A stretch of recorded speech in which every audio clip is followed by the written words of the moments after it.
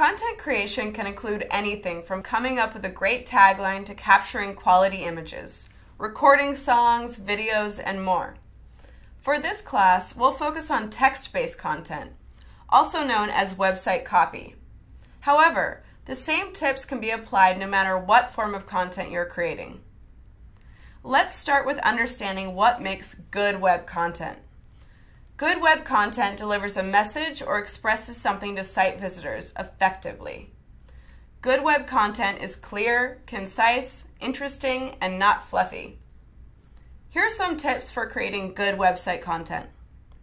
First, understand as much as possible about your website visitors or potential customers. To keep visitors interested, your content must speak directly to them and their needs. Trying to reach everyone actually results in dull, bland content that resonates with no one. Are you targeting a young audience, parents, college students, animal lovers? The more you know about your target audience, the easier it is to create content they can relate to. If you're a brand new business, you may only have a rough idea of your audience, and that's okay. Just identify what basic characteristics you can and work from there.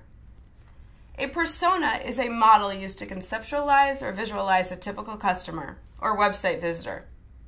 Your client personas can be as broad or as specific as you want. The purpose is to get a more concrete idea of your potential customers' needs and wants. Say you own a coffee shop. You may observe there are two types of typical customers. One that sits down inside the cafe and one that orders coffee to go. Customer A we'll call Lucy. She's the one who sits inside the cafe, sometimes reading or meeting friends. She cares most about the interior of the coffee shop, so a customer like Lucy would be interested in images of the store's interior, the comfy seating, the warm lighting, and the general atmosphere. Customer B we'll call Jim. He's the type of customer who cares more about the coffee itself and the convenience of picking it up to go. Jim's busy. Someone like Jim wants to quickly look up his phone where your store is located and if it's open. Since he is focused more on the product than the experience, this type of customer may be interested in a menu with pricing info.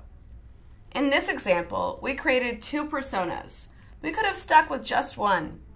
The point is to start somewhere, so don't spend too much time trying to perfectly or accurately envision these personas.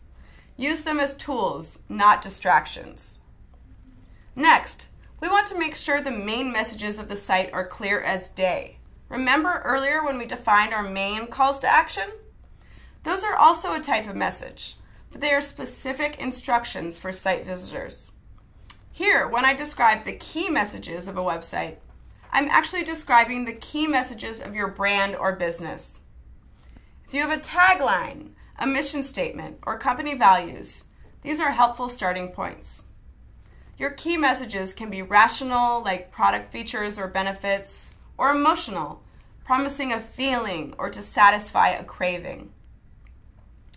What's important is to be consistent.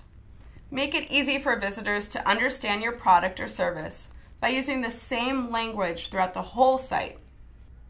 If your restaurant prides itself on its fresh, locally sourced ingredients, place that message in a few places on the site, like the home page, the About Us page, and a menu page.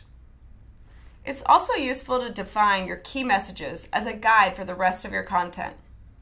Agreeing on the most important features or descriptions at the beginning makes it easier to explain your business or organization, products or services later on.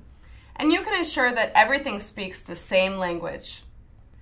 You also want to use a consistent voice. So if your brand has a personality, it would be the same throughout your site. So whether you want to sound warm and playful or formal and official, keep the same voice throughout all of your content. You can decide to update these messages later on, but you've got to start with something. Last but not least, figuring out who is responsible for creating this awesome content. If you want to write your own copy, go for it.